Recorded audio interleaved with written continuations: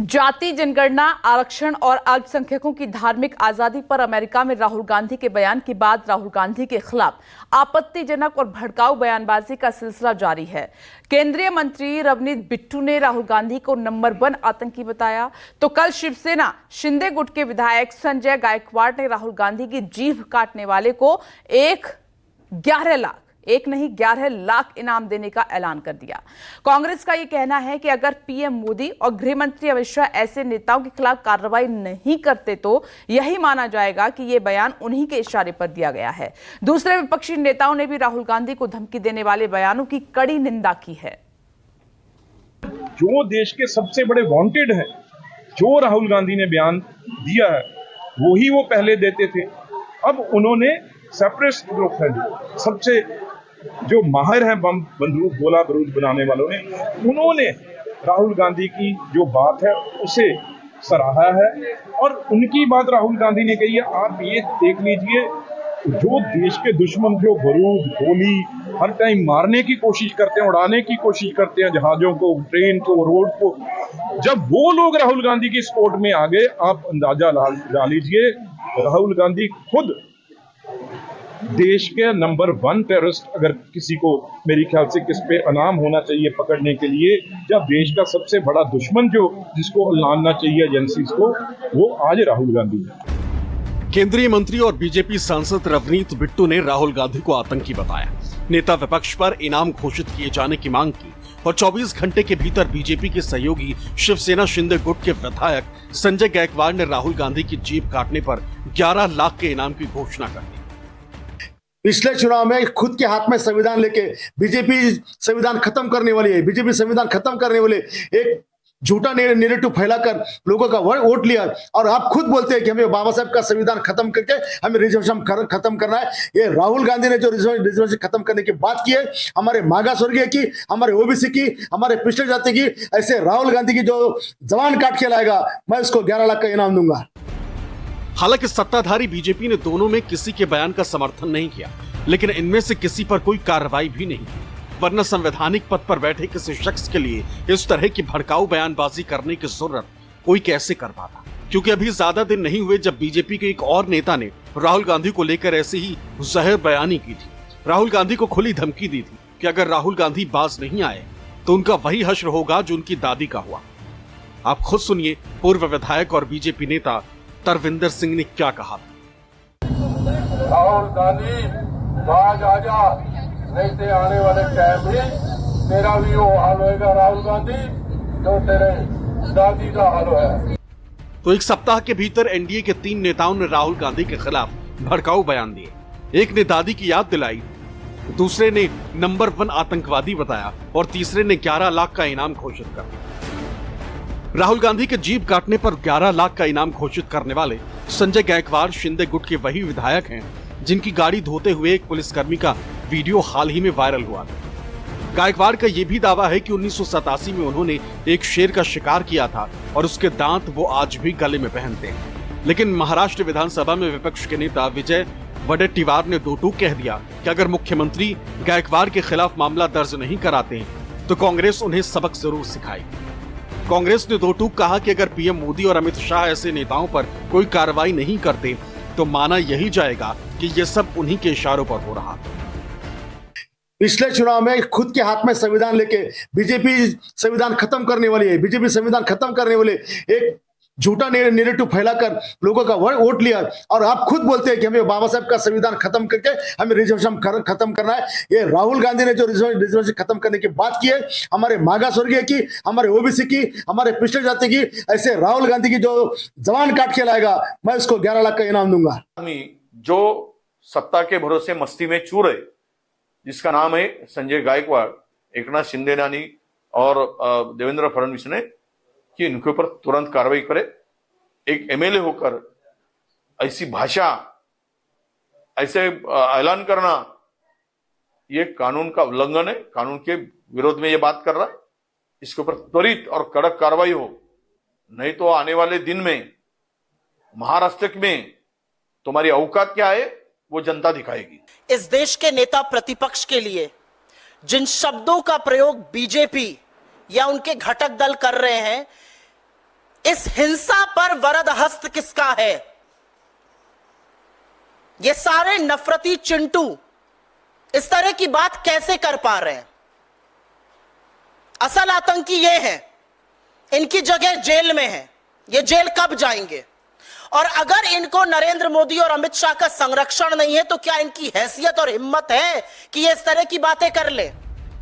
राहुल गांधी के खिलाफ भड़काऊ बयान देने वालों में सबसे बड़ा नाम केंद्रीय मंत्री रवनीत सिंह बिट्टू का है, क्योंकि वो बीजेपी के सांसद और केंद्रीय मंत्री भी हैं। लेकिन बिट्टू का अतीत जानना भी जरूरी है। रवनीत सिंह बिट्टू पंजाब के भूतपूर्व मुख्यमंत्री बेअंत सिंह के पोते हैं और 2 बार वो कांग्रेस के टिकट पर लोकसभा का चुनाव जीतकर सांसद बने। 2024 के लोकसभा चुनाव में वो पाला बदलकर बीजेपी में शामिल हो गए। लुधियाना से बीजेपी के टिकट पर चुनाव भी लड़े, लेकिन जनता ने उन्हें खारिज कर दिया। बिट्टू चुनाव हार गए, लेकिन चुनाव हारने के बावजूद प्रधानमंत्री ने बिट्टू को अपने मंत्रिमंडल का हिस्सा बनाया और वो केंद्रीय मंत्री बन गए। सवाल है कि बिट्टू पर पीएम मोदी इतने मेहरबान क्यों? क्या बिट्टू को इसी शर्त पर मंत्री बनाया गया था?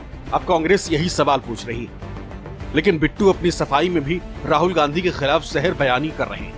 ऐसे में पूरा विपक्ष बीजेपी और मोदी सरकार से पूछ रहा है कि आखिर ऐसे लोगों पर कार्रवाई क्यों नहीं हो रही, या फिर ये सत्ता की लिखी स्क्रिप्ट ही पढ़ रहे हैं। इस पर कड़ी से कड़ी इनको कार्रवाई होनी चाहिए। मैं तो प्रधानमंत्री से आग्रह करूंगा, अपोजिशन लीडर आदरणीय राहुल गांधी के बारे में आतंकवादी कहना, उनको आप मंत्री पद से हटाइए। और कांग्रेस पार्टी के राष्ट्रीय अध्यक्ष से मैं आग्रह करूंगा, उसको मानहानि का केस करिए, उसको जो कड़ी से कड़ी सजा मिले उसको दिलाने की जरूरत। किसान आंदोलन के दौरान उनके बयान देखे थे, सुना दूं? परेशानी में पड़ जाएंगे बिट्टू साहब। क्या क्या नहीं कहा था। नए कन्वर्ट हैं, नए कन्वर्ट के समक्ष चुनौतियां बहुत बड़ी होती है। उसको मोर क्रिश्चियन देन द पोप साबित करना पड़ता है। बिट्टू जी अभी भी कांग्रेस छोड़कर भारतीय जनता पार्टी में गए हैं। चुनाव हार गए, लेकिन उसके बावजूद भी भारतीय जनता पार्टी ने उनको मंत्री बनाया, तो कुछ तो लॉयल्टी उनको शो करनी पड़ेगी। तो जो बातें वो कह रहे हैं वो भारतीय जनता पार्टी को एक तरह से उसके नेतृत्व को खुश करने के लिए कर रहे हैं। शर्म आती है मुझे ये कहते हुए कि मोदी सरकार, आपके मंत्रिमंडल में एक ऐसा घटिया और सतही बयान देने वाला आदमी मौजूद है। ये तो जयचंद की तरह कि उसको कुछ कीमत दे दो, गद्दारी करा लो। परसों तक तो यहाँ बैठा था, उसको पता नहीं कि राहुल गांधी फॉरेनर है जिनसे तुम पद ले रहे हो। उनको पता नहीं कि राहुल गांधी विलायत रहता है, तो तुमको कैसे पहचाना? तुमको ये पता नहीं था? बीजेपी सिखों की भावनाओं के साथ खेलना बंद करे। कुछ ऐसे सिख जो गद्दार तरीके से काम करते हैं बीजेपी में जाकर, उनको आगे खड़ा करके राहुल गांधी जी के जिस तरीके से खिलाफ बोला जा रहा है और धमकियां दी जा रही हैं और जान से मारने तक की धमकियां दी गई हैं, ये देश की डेमोक्रेटिक सिस्टम के लिए अच्छा नहीं है। पॉलिटिक्स हो नहीं रही। अब ये कभी ओबीसी की बात करते हैं, और अब जो विदेश में बैठे टेररिस्ट ग्रुप कह रहे हैं उनकी सीधी बोली जो है पन्नू की, जहाँ जो फंडामेंटलिस्ट हैं वो राहुल गांधी ने बोली हैं। और मैं क्या राहुल गांधी को कहूँ? फिर मैं तो ये बात पार्लियामेंट में सामने जब मेरे होंगे उस वक्त भी मैं ये बात कहूंगा। जिसको 3 बार मेंबर ऑफ पार्लियामेंट बनाया, बिट्टू एक बच्चा था, गुरकीरत उससे काबिल था, इसको कुछ नहीं आता था। इसके बावजूद राहुल गांधी ने इसको 3 बार एमपी बनाया, और आज उस राहुल गांधी को कहता है कि मैं आतंकवादी हूं। बिट्टू जी, राहुल गांधी आपके कहने से आतंकवादी नहीं बनेगा, लेकिन आपकी मानसिकता, आपकी बुद्धि, आपके ज्ञान के बारे में देश के लोगों को चानन हो रहा है कि कितना आसान फरामोश आदमी है, अपने आकाओं को खुश करने के लिए कुछ भी कह रहा है। तो भारतीय जनता पार्टी में क्या है कि आपको अपनी लॉयल्टी दिखानी पड़ती है। आपने देखा होगा सिंधिया साहब भी इसी तरीके की उलझुल बयान करते रहते थे। हमारे आसाम के मुख्यमंत्री जी भी विशेष तौर तरीके से बोलते रहते हैं, और ये भी बोलते रहते हैं, और इन सब का एक ही तरीका होता है, उसका कोई सर पैर नहीं होता है। ये है कि बोलो, बार बार बोलो, और जितना हो सकता है उसको झूठ बोलो। किसी भी केंद्रीय मंत्री को अगर ऐसा बयान देता है तो उसे साबित करना चाहिए। अगर आपके पास तथ्य हैं तो एफआईआर कराइए, लेकिन ये झूठे बेबुनियाद बयानात देके देश के लोगों को तो गुमराह कर रहे हैं। और आपकी कोशिश है कि आरएसएस और प्रधानमंत्री को खुश कर दिया जाए। देखिए, वैसे तो हम चाहते हैं कि ऐसी भाषा प्रयोग ना हो, लेकिन जो राहुल गांधी जी का जो इस समय एक्शन है, जो काम है, वो तो इस देश में ये मरमरिंग शुरू हो गई है कि क्या राहुल गांधी सच में देश के प्रति ईमानदार हैं, क्या देश का भला चाहते हैं। बीते सप्ताह अमेरिका के वॉशिंगटन डीसी में भारतीय समुदाय के लोगों को संबोधित करते हुए राहुल गांधी ने आरोप लगाया था कि आरएसएस कुछ धर्मों, भाषाओं और समुदायों को कमतर मानता है। राहुल गांधी ने दर्शकों के बीच बैठे एक सिख शख्स से राहुल ने कहा था कि लड़ाई इस बात की है कि एक सिख को भारत में पगड़ी और कड़ा पहनने का अधिकार होना चाहिए या नहीं, एक सिख के रूप में वो गुरुद्वारे जा सकते हैं या नहीं, और ये सिर्फ सिखों के लिए नहीं बल्कि सभी धर्मों के लिए। यानी राहुल गांधी ने भले ही सिख समुदाय को लेकर बात की, लेकिन उनका संदर्भ सभी धार्मिक अल्पसंख्यक थे, और यही बात सत्ताधारी बीजेपी को अंदर तक चुभ गई। जाति गणना, आरक्षण और संविधान के सवाल पर राहुल के नैरेटिव से बैकफुट पर आई बीजेपी ने राहुल के खिलाफ मोर्चा खोल दिया। शुरुआत राजनीतिक हमले से हुई और फिर व्यक्तिगत हमले भी शुरू हो गए।